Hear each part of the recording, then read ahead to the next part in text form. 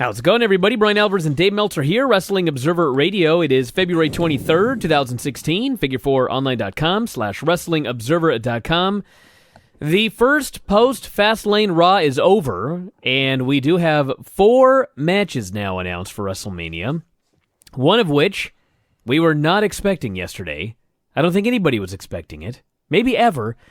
The Undertaker will be facing Shane McMahon in a Hell in a Cell match, where if Shane McMahon wins, he gets control of Raw. What do you think of that, Dave? Yeah, that's one out of left field, isn't it? Just the whole, that was the stipulation, not exactly, but the 2 years ago at WrestleMania, the idea was they were going to do a stipulation where the battle for power, where it would have been Stephanie and Triple H against Vince, with Vince as the babyface and Vince bringing in. The idea was Triple H would wrestle in the main event, and Vince would bring somebody in, either Austin or Rock, were the goals. But it fell through. Vince actually, I guess, nixed it. He didn't want to come back to TV because that was when he was on his kick that he was too old and didn't want to be on television anymore. So it never happened. So they essentially are doing something kind of similar here. A battle for power, but using Shane. I guess the deal with Shane was brokered a couple of weeks ago, but I don't think too many people knew about it. I know people who did know. I didn't know, but I knew people who did know because they were the ones who've been joking with me over the last, 10 days or so about, who the Undertaker was facing, and you're never going to guess it, and I never guessed it, and there you go. But yeah, as far as I think the big question is exactly what is the situation with Shane McMahon? Is he just doing a match at WrestleMania? Is he going to be a regular character on television? Is he going to actually work in the company again? And right now, I don't know the answer to that other than there have been no changes in upper management in the company that we know of. He's not got a position now. That doesn't mean that he won't, in a week. And what that means as far as his other business interests, don't know about that either. So he had a company that he was part owner of in China. Right. That was trying to get pay-per-view in China, and it wasn't doing well. The company was losing a lot of money. But was he living in China, or is he living here? No. He's been living in the New York area for the whole time. Okay. So if they wanted to do a storyline and they needed him for TV once a week, he would still. I mean, one would presume he could still do his other business interests and play a television character once a week. Oh yeah, I would think so. I don't see any reason why not. And it's not like that. It's not like he and the family were not on speaking terms. He just, he quit the company 6 years ago. Essentially, what happened was, ever since Shane McMahon was probably like a teenager, he thought his destiny was to be, like Jess McMahon and Vince Sr. and Vince. That he was going to be the 4th generation, guy who runs the WWF. And a lot of people knew years before this that it probably wasn't going to happen. That Stephanie had pretty much surpassed him in her product knowledge and the way that she did things and stuff like that. But he didn't really know. And then, eventually there was the showdown, so to speak, and Vince made it very clear that, Paul Levesque and Stephanie were going to be the ones running the company, and he quit. So that speech was so interesting because he did this speech where he talked about how, the ratings are down, the injury, all the injuries and things like that under their watch, and that he's afraid that there would be no company, and he wanted a company to leave for his 3 sons.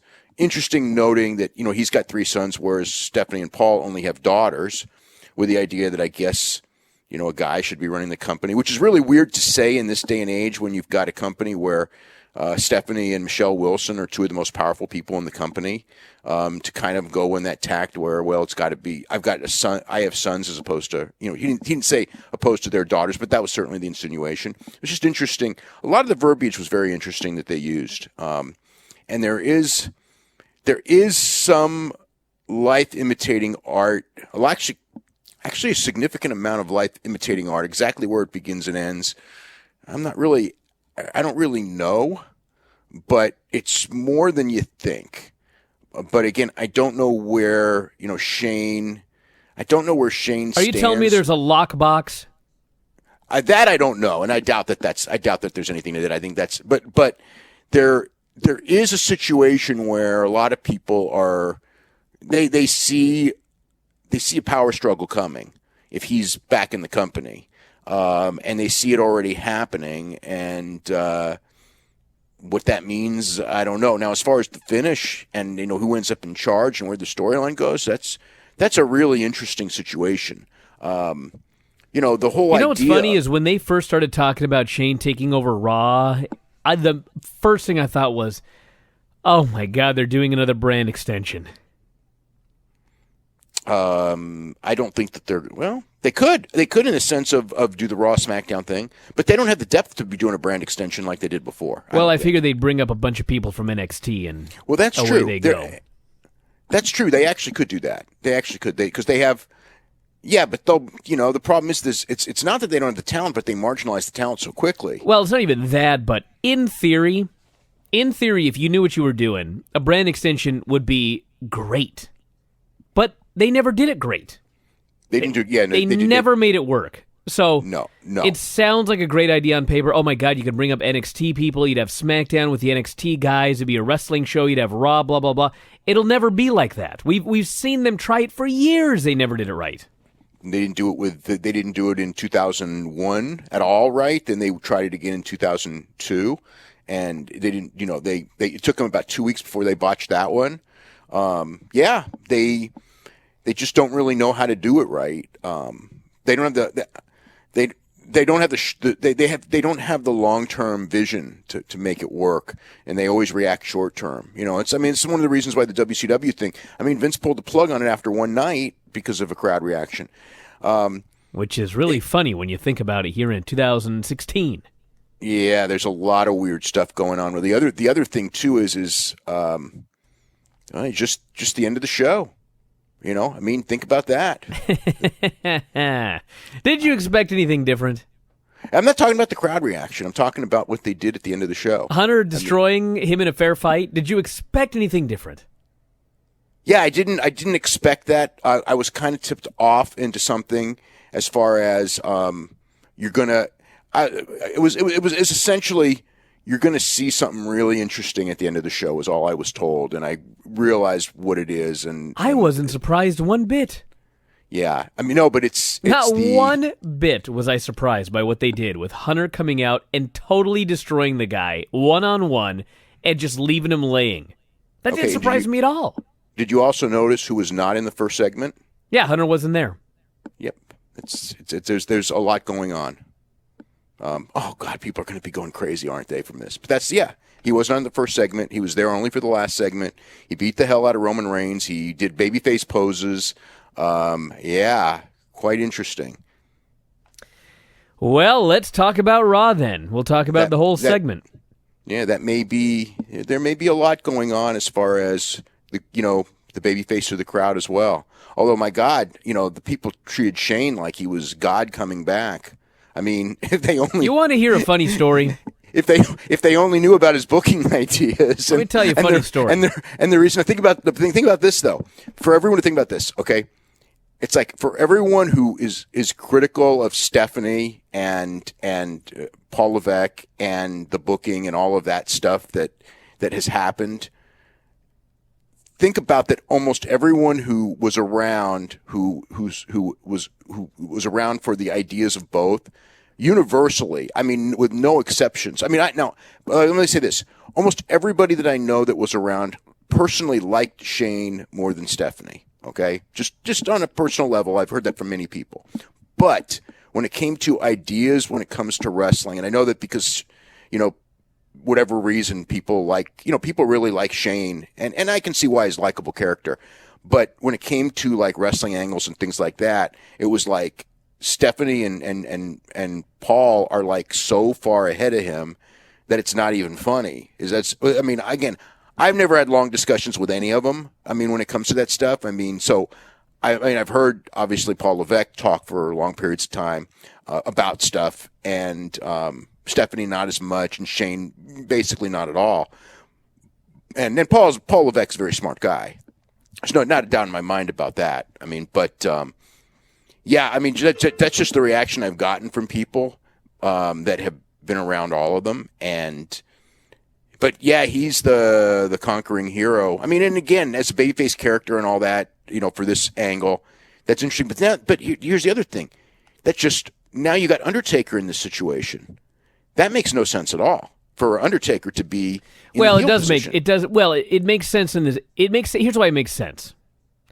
It makes sense because Vince McMahon is the promoter, and he runs the company, and he can make whatever damn match he wants. And The Undertaker, with the exception of what happened with Brock Lesnar, has never lost at WrestleMania, and is going to be in a Hell in a Cell match, and so he figures this is his trump card. There's no way that Shane McMahon at WrestleMania can beat The Undertaker in a Hell in a Cell match, which, by the way, means if Shane McMahon is taking over Raw, Undertaker's losing at Mania again. Yeah, but here's the other thing, too. What if they do a finish where Undertaker voluntarily loses for the good of the company? Could do that. I don't think people would like that at WrestleMania. If they get Shane in charge of Raw, to me that's a greater good than Undertaker. Even if Undertaker had never lost before, it'd be one thing. But since he has and there is no streak involved, the idea that Undertaker would foil Vince at the end by because so they're gonna have a long match, and then after he's beat the hell out of him for 20 minutes, he just lays down. So, I don't know. I don't know the whole scenario, but yeah, maybe something along those lines. I don't think that would play very well at WrestleMania.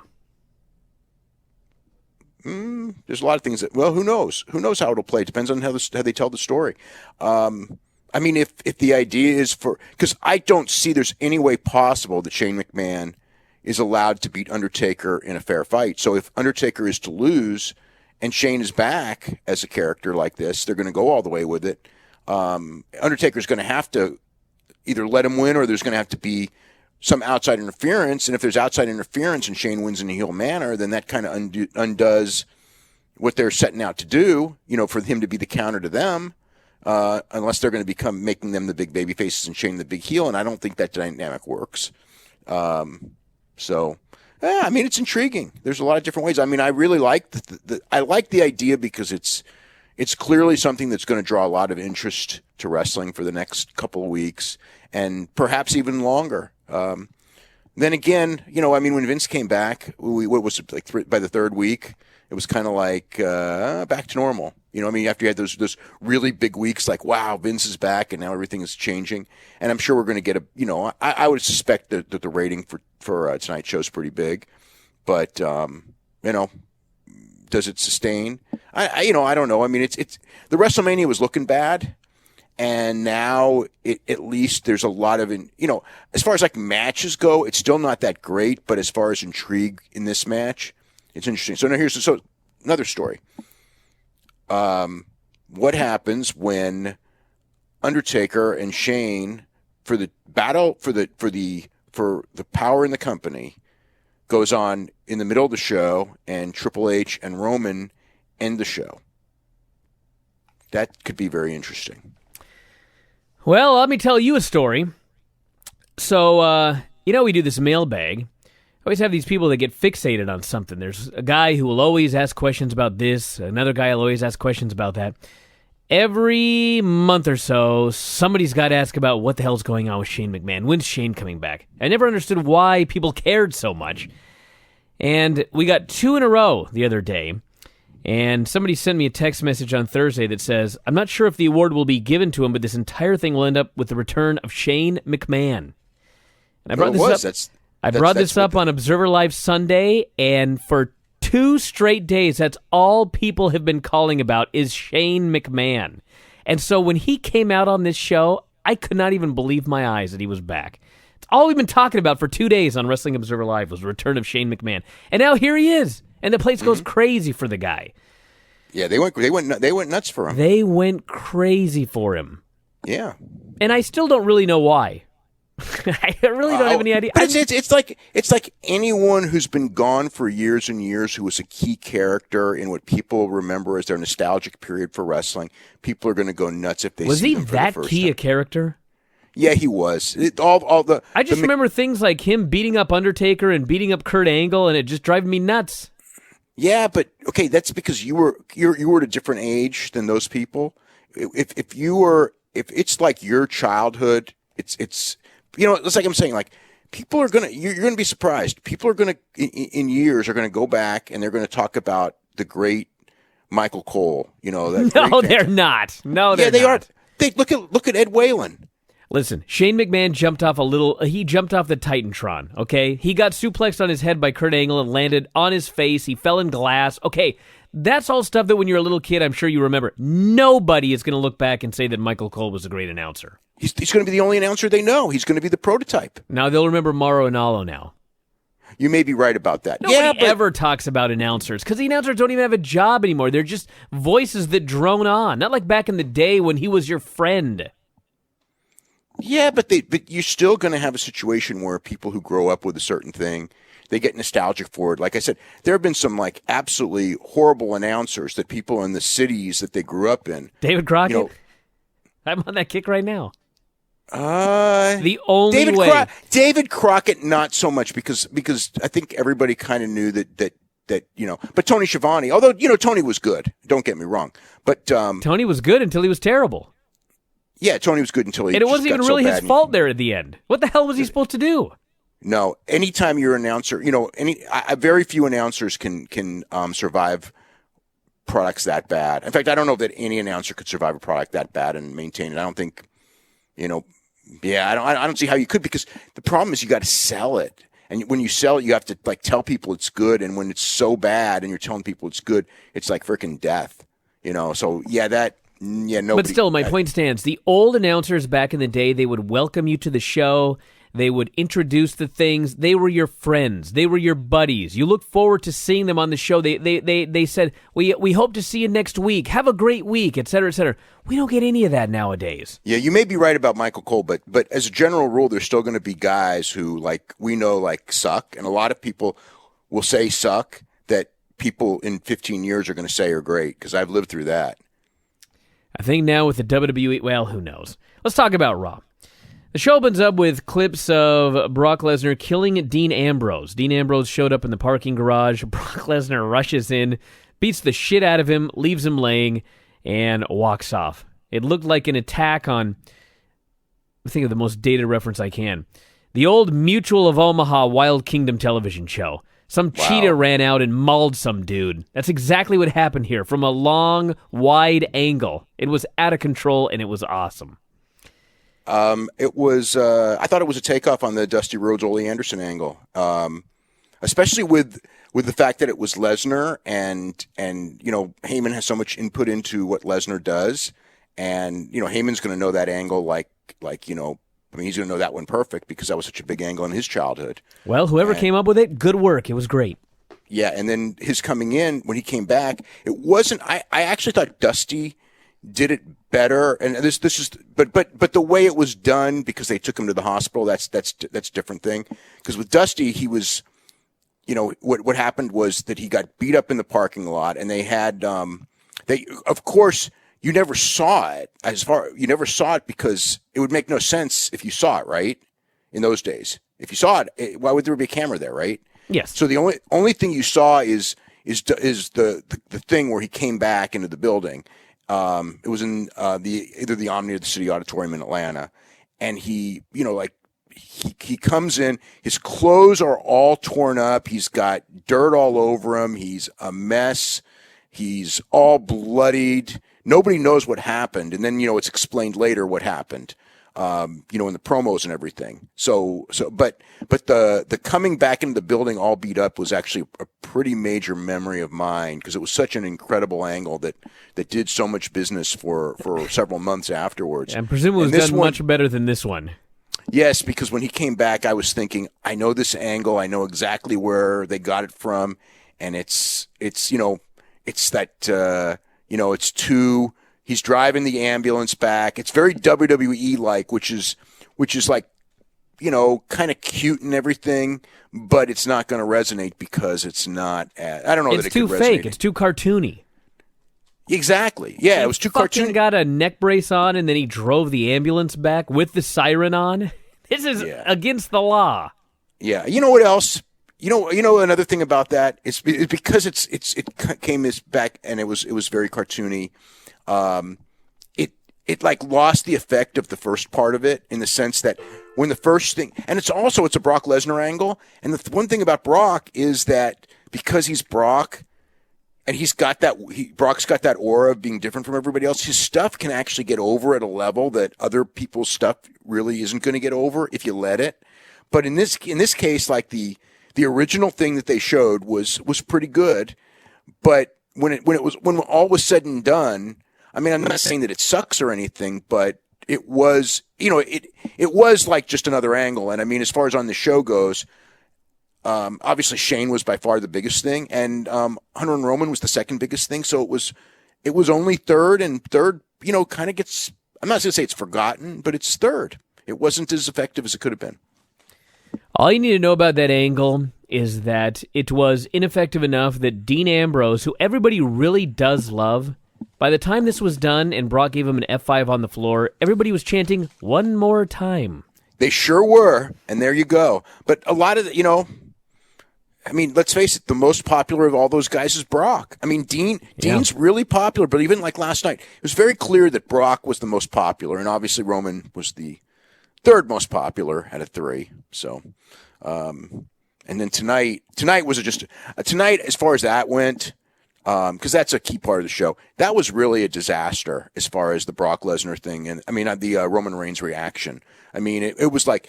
There was he could make his face come back. He had no chance. I mean, and then it was rubbed in at the end by the way that the thing was booked. But my God, he had, he even if they booked it like perfectly and he came out on top and all that, and he didn't lose a fair fight and didn't get destroyed and all that, he had no chance. Those people, it's like you can do what you want to do, man. The people don't want him in that position. That's all there is to it. And it's just not happening. All right, so they go to the beginning segment here. It is Vince out for the Vincent J. McMahon Senior Legacy of Excellence Award. It is, in fact, all a storyline. Vince comes out and talks about how his grandfather, Jess, began promoting in 1914, he said, and his father promoted the Northeast Territory. Did he really go back that far? I was skeptical. I was hoping you would know the answer, but I don't. I know that Jess McMahon was working in boxing in the mid-20s, so I know he goes back to because he promoted a boxing championship fight in Madison Square Garden in around 1925 is the first that I'd ever heard of. See where Jess McMahon shows up. So 1914. I'm skeptical of that date, but I don't know enough about Jess McMahon. I know that he was, in the, because he was better known in boxing first, but he did do wrestling. I mean, I have some books from the 50s before Vince Sr. came in, and Jess McMahon was a promoter in New York. I mean, he was not one of the big Okay, I got your answer here. Yes. This says that Jess McMahon and his brother, in 1915, co-promoted a 45-round fight between Jess Willard and Jack Johnson. So, but that's boxing. So they lied by 1 year. I think he said he was a promoter.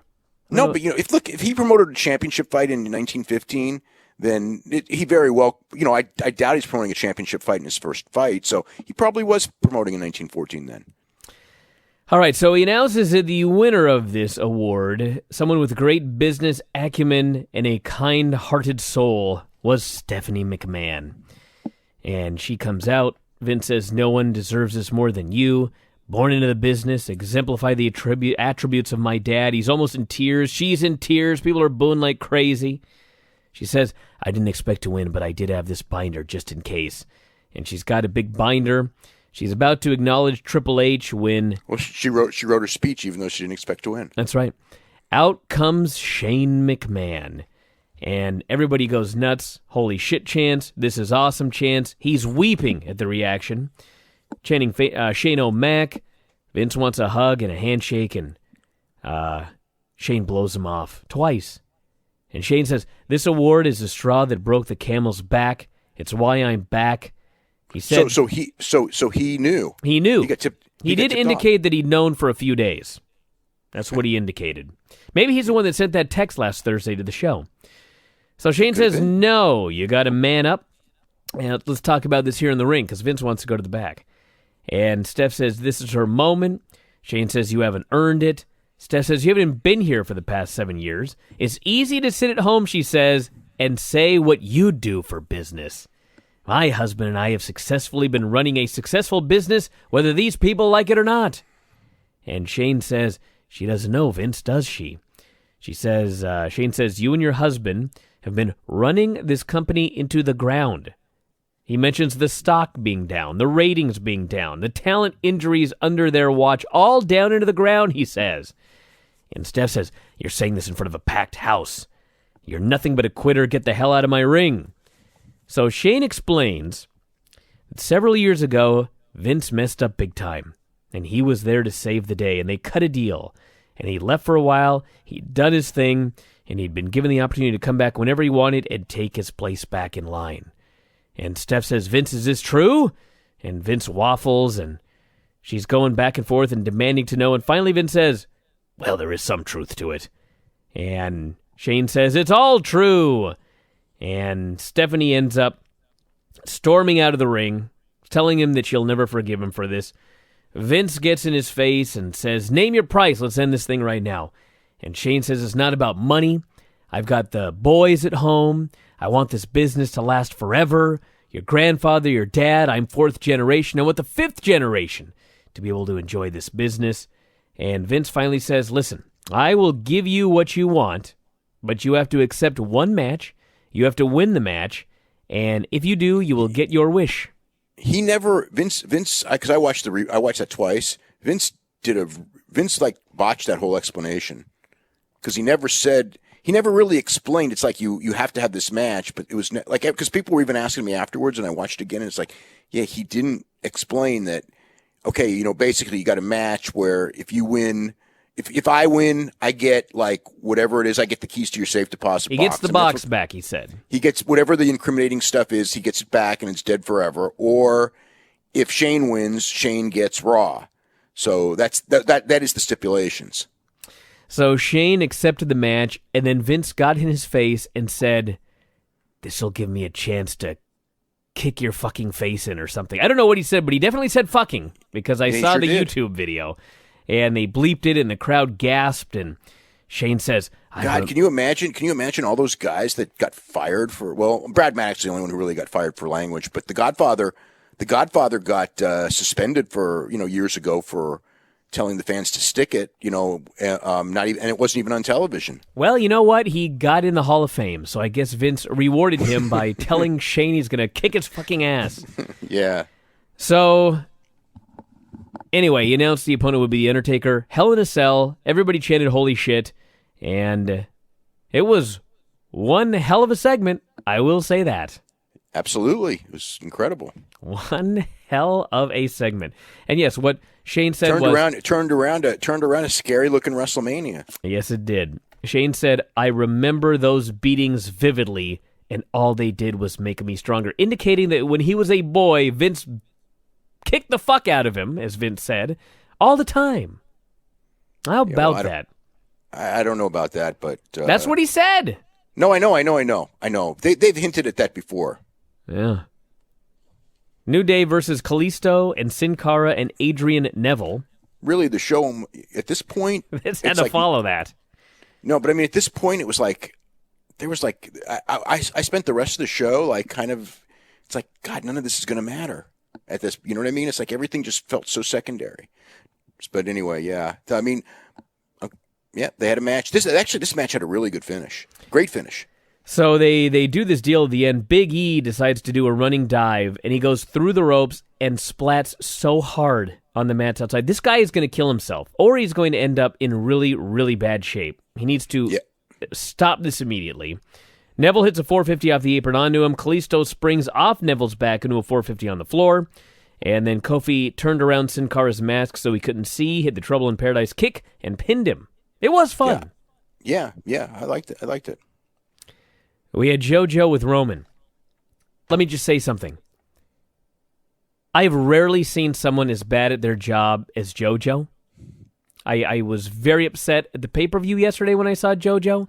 I was even more upset today because JoJo is so bad and she's so wooden that it is impossible to work off of her. Meaning Roman, who is not that good to begin with, he has got to respond to her wooden questions, and he was as wooden as ever playing off of her. They have got to find somebody who can ask they've got to get a Gene Okerlund, because these generic guys backstage, it makes life hard for the performers when you have to pretend this is real, and you've got JoJo there as a robot spitting out. It's like your phone is asking you a question. You've got to believably answer it. And essentially, he said he was checking on Dean, but he's going to beat Triple H at WrestleMania, and he likes his odds. It was terrible. Heyman and Brock came out. Heyman talked circles around everybody. Essentially said that Brock would be in the main event of WrestleMania, but Dean Ambrose turned last night's wrestling match into a street fight. He hit him with a chair. He cost him his match. Now Brock isn't in WrestleMania, or he's in the main event, and Dean is out of WrestleMania entirely.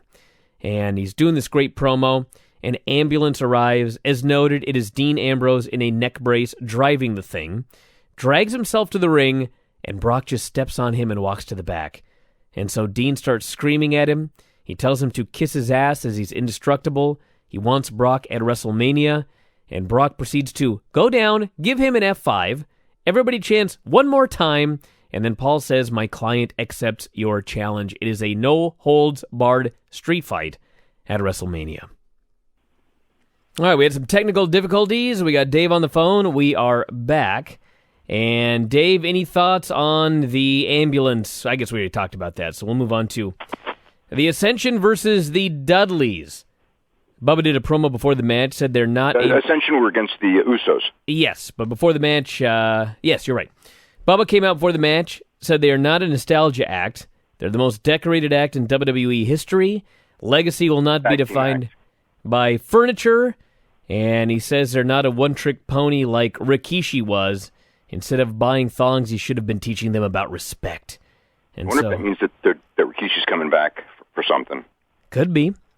Yeah. Ascension blindsided the Usos. The match was on. Not much of a match. Usos made a comeback. Big splash finish on Victor. And then they stared at the Dudleys afterwards. So, there you go. Wonder where Rikishi could fit into this. I don't know. I mean, it would have to be something with the Dudleys. I don't really know because, there's no really, who would the Dudleys get as the third guy? There's really nobody. So... maybe he could always be in their corner or something, just for, make an appearance. Maybe they just set the line and has no significance to anything. Jericho came out for a promo, putting over AJ, said he was a phenomenal talent, wanted to tell him to his face. And so AJ came out, huge pop, dueling chants for both guys. Jericho congratulated him, said he proved he belonged here in the WWE, and proved he is not just good, he is phenomenal. And they shook hands. Out came the social outcasts. They ranted and raved, made fun of them. It sucked. Called them Y2AJ. Bo says they're not a team. We're a team. Essentially, they agreed to a tag team match. And ended up with Y2AJ beating Heath Slater and Curtis Axel. Jericho went for a comeback. Went for the walls on Axel. AJ did a springboard dive on all the other guys outside. Wiped him out. Place went crazy. Jericho got the submission. So it looks like Jericho and AJ are going to be a regular team from here on out. Yeah, it's kind of interesting. That's very weird since there seems to be a tag team feud already set for WrestleMania. Yeah, but they did nothing in that direction. Well, they did have the New Day did mention the League of Nations. So they at least acknowledged it. Maybe it'll just be a multi-team match, like always. Could be. That's kind of a waste for AJ Styles to be in that situation. It very much is, but that's, I guess. I wonder what happened with Kevin Owens. I don't know. Wasn't anywhere on the show. Maybe they can't figure out what to do with him either. He wasn't on Superstars either. It's very weird. Yeah. We had Stephanie, and I don't remember him being mentioned either. I don't either. Yeah. Stephanie met with Hunter. I thought maybe Kevin Owens and AJ Styles might be a direction. Well, maybe that's where they'll go. I guess we'll wait and see. This is what they're doing for the time being, so we'll see what happens. I'll check Kevin Owens' Twitter as we get going here. Stephanie met with Hunter. He told her to let it go. He said that your brother always has been and always will be a failure. Said the night didn't start how he wanted, but it's going to end how we want. You want to go tell Roman, or should I? And so she went to tell Roman, which was basically, you have a match tonight with Sheamus. And she said she hoped the League of Nations did not have the... she said they didn't have the opportunities that Roman had, and she hoped that they did not take it out on him and beat him up before Mania. Sheamus. And then we had Goldust and Truth. The show is falling off a cliff at this point. Goldust had a cake. It said, I'm sorry. Truth said, I don't want to deal with this anymore. He revealed the woman last week on the date was his wife. Goldust had ruined her dress. Goldust wants to apologize with a cake. And Goldust says, it's a yellow cake with chocolate frosting. It's like us. We could be a tag team. And great, another tag team. Yeah, there's another one here for this multi-person match. And Goldust says, listen, I know what you're going to say before you even say it, which is why we would be the best tag team ever. I can read your mind. And Truth says, well, if you can read my mind, I'll bet you think I'm going to smash this cake in your face, right? I'm better than that. And he walks off. Goldust is sad, but then Truth returns and smashes the cake in his face. And that was it. This storyline must continue. Does it have to, really? We had the Wyatts versus the Big Show, Ryback, and Kane with Bray Wyatt instead of Braun Strowman tonight. And Ryback comes out, and he's running, and he's jumping, and he's doing all this stuff, and the announcers are putting him over like crazy. And then the heels get the heat on him. They beat him up for a while. He tags the Big Show. Big Show runs wild. Place goes crazy for the Big Show, but then they cut him off, and the crowd dies. And he tags in Kane. Nobody cares about Kane. Kane is making this big comeback, and Ryback walks off. And him walking off distracts Kane, which allows Bray to sneak in and hit the Sister Abigail for the pin. So after the match, they go up to Ryback backstage, and they want to know why he walked out on his team. And the Ryback says, I walked out on them because I'm done being in tag teams. Now, why he agreed to be in the match, why he spent 11 minutes in the match until the very end, was not explained. But he's going to start looking out for himself. He has nothing against those guys, but it's time to break through the glass ceiling and grab the brass ring. What does that mean? I don't know, but they were chanting Goldberg throughout the match. Goldberg hasn't been contacted. Yeah. I mean, I guess they could call him, but I know he hasn't been contacted as of yesterday. I don't know what they're going to do with the guy. Another guy for the Andre the Giant Battle Royal. I guess. I mean, whatever. I mean, there's nothing wrong with turning him. It's not like he was the super over babyface. There's, and if they got some ideas for him as a single, that's cool. I mean, he's in that tag team situation, he really was going nowhere. So, but, it's just something to do. We had Naomi versus Sasha. Tamina yanked Sasha off the apron, distracted her later, so Becky ran down and beat on her. And Sasha then hit the Banks statement for the pin. It was short. There wasn't much to it. It was fine. Sasha and Becky are best buds now. And then Charlotte came out, mocked them for their fake hair color, and announced that the Authority had informed her that the two of them were going to have a match, and the winner would get Charlotte for the title at WrestleMania. So they're not doing a three-way. They're going to probably just go with Sasha. Either that or they have a disputed finish and they go with a three-way. God, that's exactly what they did in NXT, though. I guess they could, though. We had Stephanie backstage with Vince. And she says she doesn't know what Shane has over him, but it must be pretty good. She refuses, she says, to ever work with her brother, and she wants Vince to know that. And Vince says, listen, the odds of Shane beating Undertaker at WrestleMania, particularly in a Hell in a Cell match, are astronomical. He says, I twisted him into a situation. That's scary, because then that means he's going to do it. That's what I thought. And now we have another main event, Vince says. It's a calculated risk. He was teaching her a lesson in business. That one, boy, that's a good tease, too. Calculated risk, because, They mentioned Godfather going into the Hall of Fame, and then we had the main event. Roman Reigns versus Sheamus. Roman came out, everybody booed. Sheamus came out, and nobody cared. So the story of this is they went back to the well of trying to find the top heel that people like the least and have him do a feud with Roman, hoping it gets Roman cheered, and it didn't work this time. And nobody cared about the match. Roman did a big dive off the steps. Nobody cared. Roman stared down the whole League of Nations. They kind of popped for that. Nobody cared. He got triple teamed. There were dueling chants, and they were actually about as loud, the "Let's Go Roman, Roman sucks" thing, because they were pretty even, but they weren't.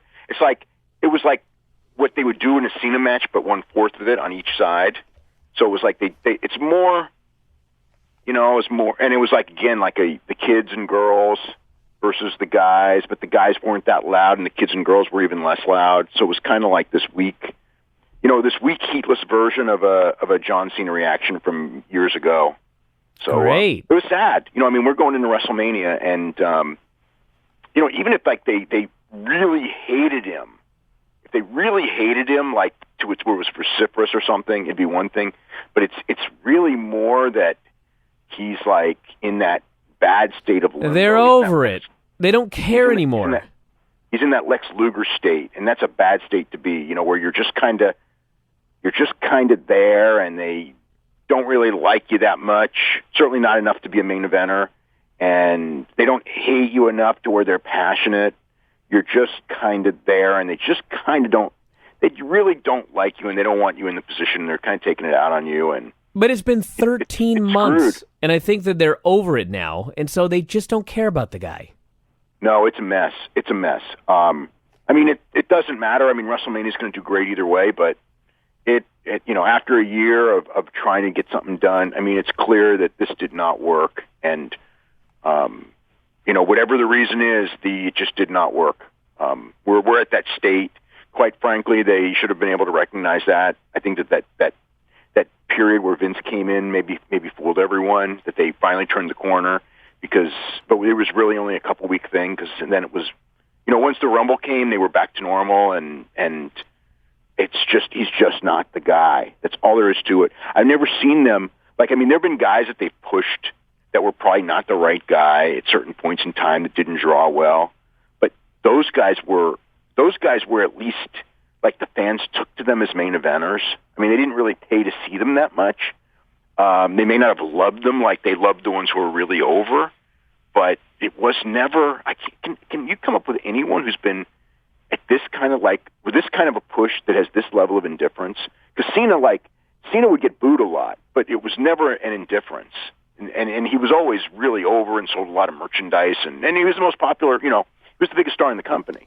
Whereas with Roman, it's he had periods where he was pretty over, but it's not. He's lost a lot in the last couple of months when he's supposed to be gaining it, and man, I don't know. And then they made the call anyway to go with him. At the end of the day, it's the same thing it's been for 13 months. They've done everything wrong with the guy, and it continued tonight when.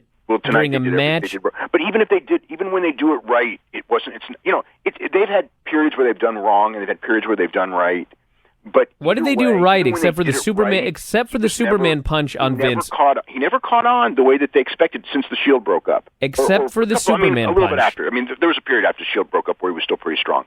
But once they really made it clear that he was the adversary of Daniel Bryan for the #1 spot, from that point on, there was only scattering of time where he ever really was at that level, or where he looked like he was at that level. I think that they all fooled themselves.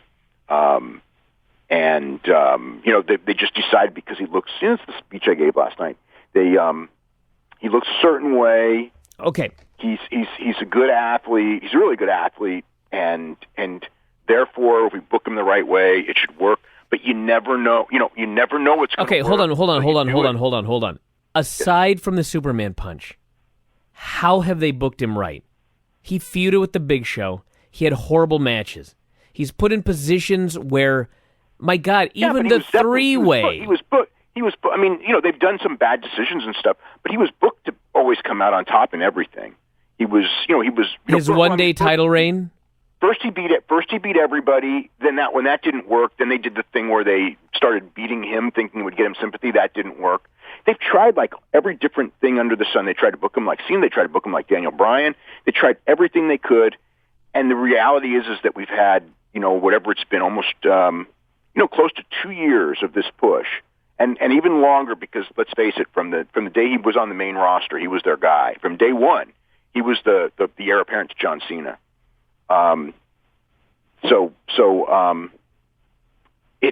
He's just not the guy. That's just all there is to it. And I don't know what they do from here because clearly I don't see Triple H beating him. I mean I just don't see it. May as well after tonight. What? May as well after tonight. You know what? You're right. They may as well.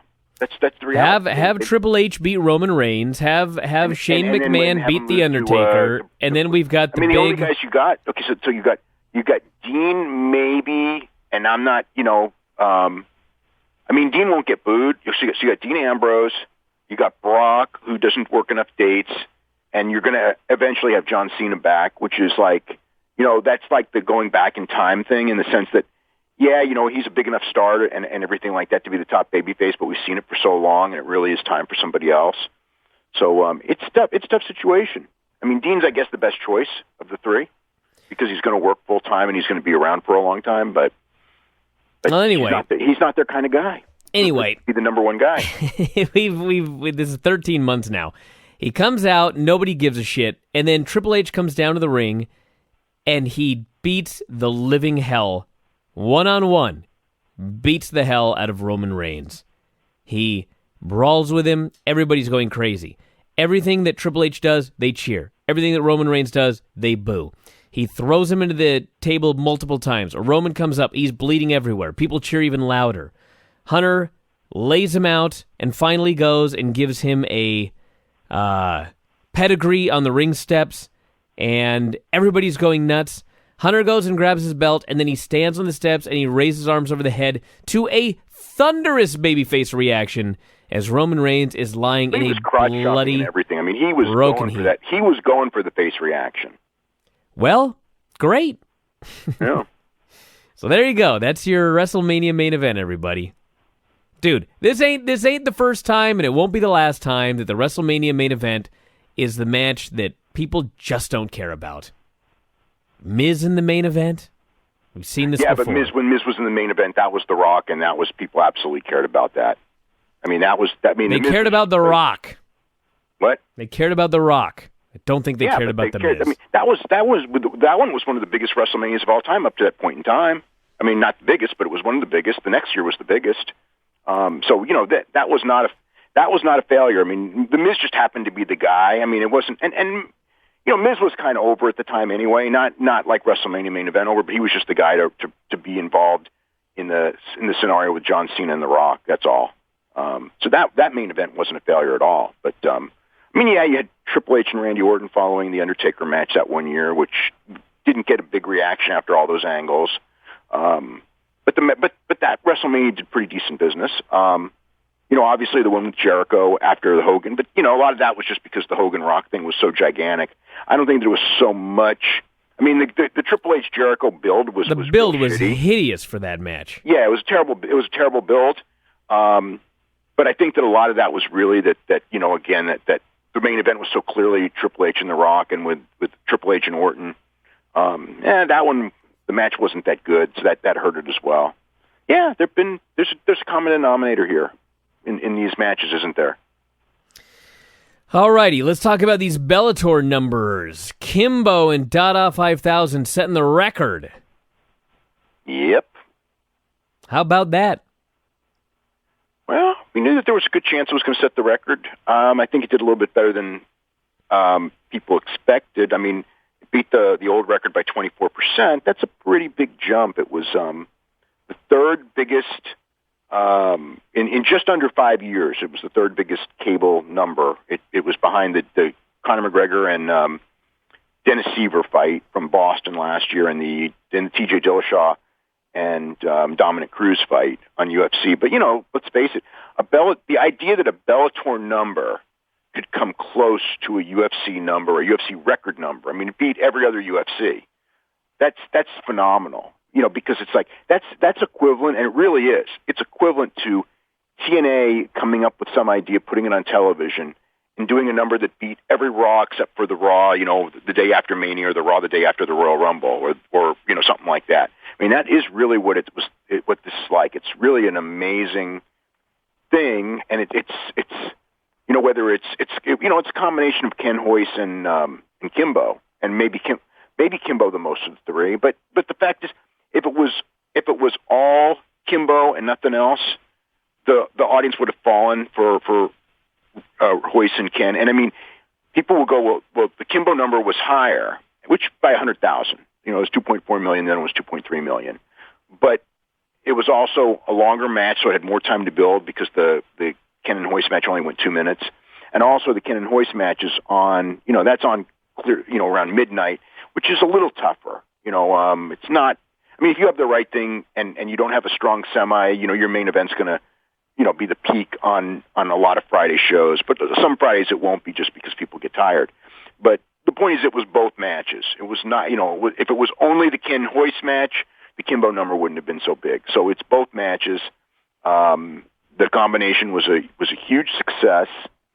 And so now what do you do? What does that mean? You didn't build any young guys on the show, which is to me the saddest part of the show, because now in hindsight it's like, wow, you got that number, and it would have been just so great if you. But you know what? That audience that came in for that, they probably weren't going to accept a young guy unless he really was. I don't even know who their young guy is. I mean, who's the young guy that's the upcoming star that they got? I mean, I guess they could have put Darian Caldwell on that show, and they should have, without a doubt. But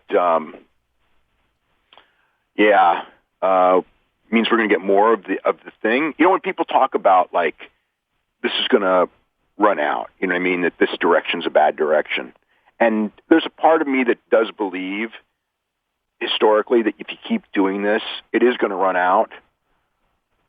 But when it does, we're going to know, and then you stop. It's hard for me to go and say, okay, this is going to run out, so stop now. It's like you're not going to stop now when you're still like this one did bigger numbers than the last one. So your Kimbo stuff that every time they do it, everyone goes, oh, this, like with Stephan Bonner and Tito Ortiz, and they did that number, and it was just like with that pro wrestling build, and it was just like, oh, okay, so they got it, they did it once, it'll never work again. So then they do it. The second thing is the Ken Shamrock Kimbo, and that beat that number handily. And it's like, oh, okay, well, it's Ken, and Kimbo, and it, that match was so bad, and they both looked so horrible in that match. So they killed them both. They killed both of them, and they'll never draw again. And then here you go. I mean, I was thinking back about this when Kimbo Slice fought James Thompson, his first fight on Elite XC. This was that far back. I mean, it wasn't his first fight. He'd fought on Elite XC and and won some fights, over Tank Abbott and some other people. But his first, the big CBS show, which did the real good number, and he did that. And I remember the next morning hearing from people who were very smart people, who just said, well, they may do a really big number, but, you saw he could barely beat James Thompson. He had the ref, and all this. It was a horrible fight, and that's it. He's done. And he's in his 30s, and whatever he was, 34 years old, and he's not going to be able to learn to be a better fighter at this stage of the game with his injuries. So he's done. Then he continued to draw. Then he had that, crappy fight. He had the fight with Seth Petrozelli, so then he was done. Then he came to UFC and set a record with Roy Nelson, and he didn't do shit in that fight, and then he was done. Then he fought that horrible fight with Houston Alexander, and then he was done. And it's just like, for whatever reason, him and Ken Shamrock, keep getting beat, or Kimbo hasn't been getting beat, but they keep putting on bad performances. They look like they are, but whatever, they still draw. And they're going to be used until they stop drawing, I guess. I don't know. I think that they probably do another Ken Hoyce match. Because who else do you put Ken against? And who else do you put Hoyce against? Hoyce versus Kimbo. What? Hoyce versus Kimbo. That'll draw. I mean, that will draw. But Hoyce versus Kimbo and Ken versus Dada 5000. No. What a double main event. Now, Dada 5000, he's done. He's done. We don't need to see him again because nobody cared. I mean, he was there and that's the other thing. Kimbo drew with frickin' Dada 5000. It's like they took some unknown guy, and, I mean, they did a good job of building it up. Dada did, but, man, yeah, it's like at some point, this direction should stop working. But it's growing. I mean, and the next one probably won't grow. But then again, after the Ken Shamrock Kimbo Slice match, I would have said the next one can't grow. That's it. They can't bring those two guys back. They both look so terrible. I think that's what we said. So whatever. That's what people want to see. The one thing that I consider somewhat good is I did email Scott Coker today and just said, basically, if you're going to do this, just do shorter rounds, and he came right back and just said, we're thinking the same thing. So at least, that's not an answer, but it's better. So, that's not an answer, but how can I say this in the nicest way possible? Do you really think that they're going to do shorter rounds? Slight improvement.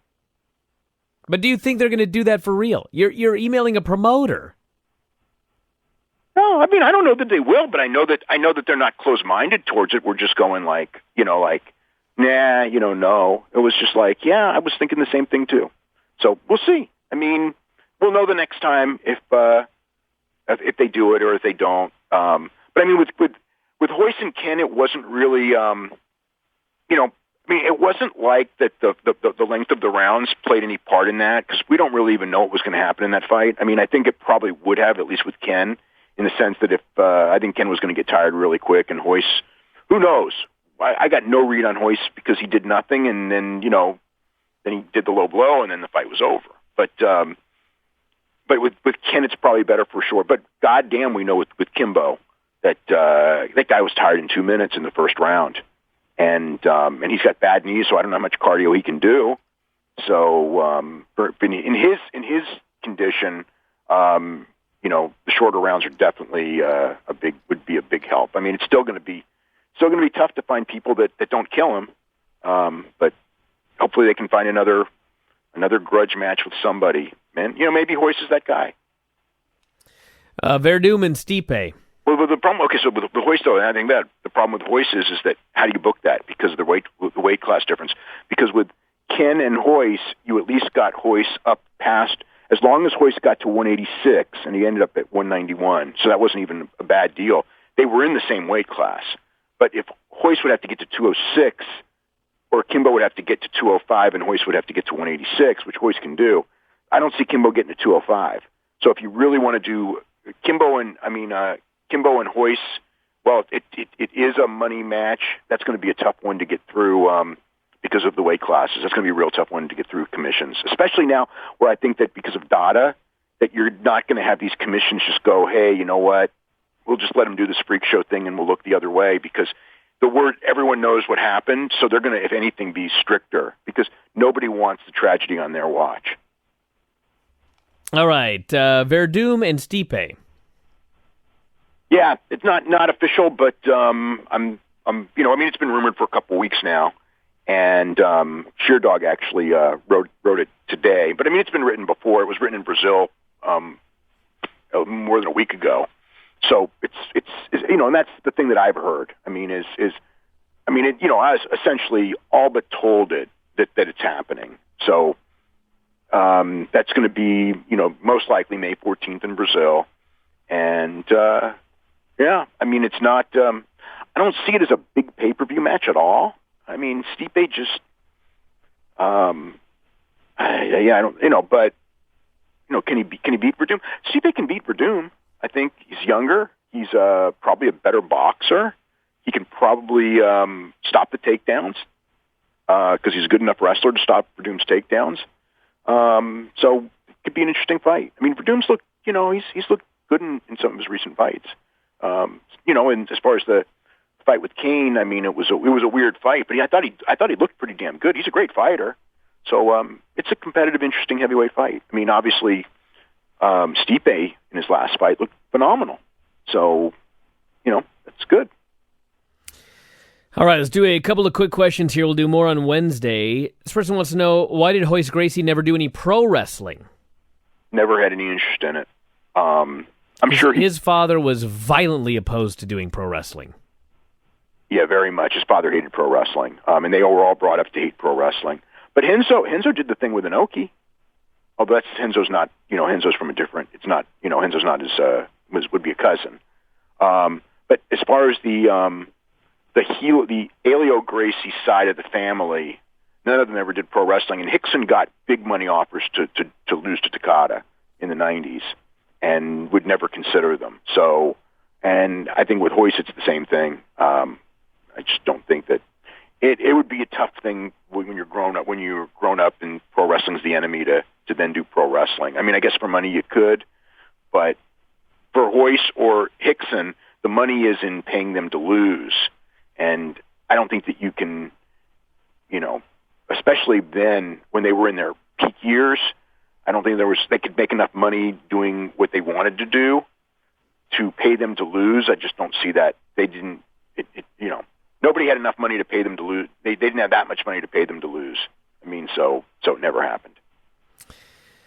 All righty. This person says, Bruce Pritchard on Ric Flair's podcast told a story about how Vince's original plan for Mania 7 was for Tugboat to turn heel and face Hulk Hogan for the title.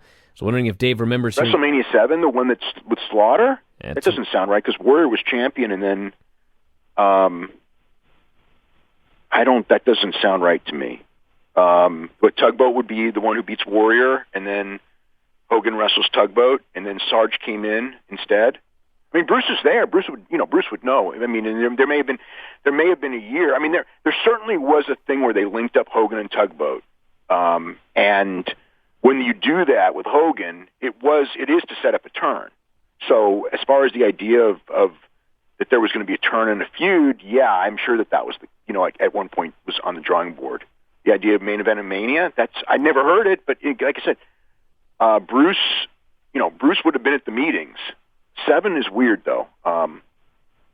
Although maybe they did that. Thank God they didn't. Hogan and Tugboat would have had some really crappy matches. Scott here says, Vince's brother Rod. I heard he was scheduled to appear on Raw during the Vince Memorial, which ended up being canceled due to the Benoit situation. Is this true? Was there ever any other time they were going to use him? That's the only time I ever heard, and we never saw him, and almost nobody even knows that he exists, but he does. He's a real person, and that was I was stunned when I heard they were bringing him in for that show. And then, they had to drop the angle because the angle the angle was a bad idea anyway because too many people in wrestling were dying, and Sherry Martel had just died, and everything. And there was a lot of infighting in that company. There was a lot of people who thought it was a really sleazy angle, and a lot of people who got there. It was very much like, I almost consider it like the Lucha Underground stuff, where you just, when you get your dander up and it's like, we're going to prove you wrong, even though it probably really wasn't a good idea. And then the Benoit thing happened, and, then they had no choice. They had to stop it. All right. Kevin Owens, by the way, on his Twitter, so it had been 5 hours ago, so this was after Raw, just wrote, "No worries, people, #KO Mania is still upon us." So that means he just doesn't have the flu, and they just decided not to use him on the show tonight because, you know what? I mean, there's a lot of guys who weren't used on the show tonight. They had, you know what I mean? It's like, although they still had enough time for frickin' R-Truth. No Ziggler on the show. No Ziggler, yeah. Yeah. All right, one more here. I remember reading Dave a while ago. And the social outcasts. It was very important to get them on there. I'm not sure that they, if I was laying the show out, that when I'm looking at the stuff, I might find something for Kevin to do on this show. Matt says, I remember reading Dave a while ago write that Philadelphia planned to put in a bid to host Mania 34. Was wondering if he had any update on the situation. Any chance Philly could host WrestleMania? They still have not named a city for a few of the upcoming events. Yeah, they got two. Philadelphia's definitely in the running for the next couple of years. I mean, it's Orlando. I don't know what happened. I don't know what happened to Minneapolis. Where that fell apart. Because obviously Minneapolis was going to get this year, and it looks like it's Orlando that's getting this year. It looks pretty strong. It's Orlando. So then for the next year, yeah, I mean, it could be Philadelphia. But yeah, they put in a bid. I don't know what the deal was because they were so strong in denying the bid the year San Jose got it or Santa Clara got it. But I mean, all I know is during that period, I was not allowed to talk. Although I certainly wrote about it more than they probably would have liked. But I mean, I was pretty much kept abreast of the whole thing because of the people in the stadium and everything, and what to do and things like that when it came to getting Mania here and what Vince would like and what Vince wouldn't like and all that. So all I know is that when it was coming down, everyone that's involved said that it was between them and Philadelphia. Now then, everyone in Philadelphia, we never made a bid. All I know is that is what everyone here believed. That is what they were told, that you're going to get it or Philadelphia is going to get it. So Philadelphia made a bid for, this last year's WrestleMania, and they went with Santa Clara. And, so that's the deal there. And then, I think that they already came close once, and I know that they want it, and it's a good market. Anything in the Northeast is going to be good anyway because you've drawn from all those really populous cities, and it's WrestleMania. It doesn't matter. It almost doesn't matter where it's going to be. You're going to do your 50, 60, 70,000 people no matter what at high ticket prices, no matter what. They came here. They got super high ticket prices here, and it worked. People bought the tickets. So, when it's one of those things where when you're coming from all over the world, the city, I mean, I guess you would want it in a tourist city to an extent. Philadelphia may not be a great tourist city as compared to New York, but it's still going to work. So, but yeah, they could have it anywhere. They should really do it in London, though. They really should. All right, everybody. On that note, we're going to wrap it up. We've got all sorts of stuff up on the front page. New Observer coming out on Wednesday. We've got a whole bunch of shows.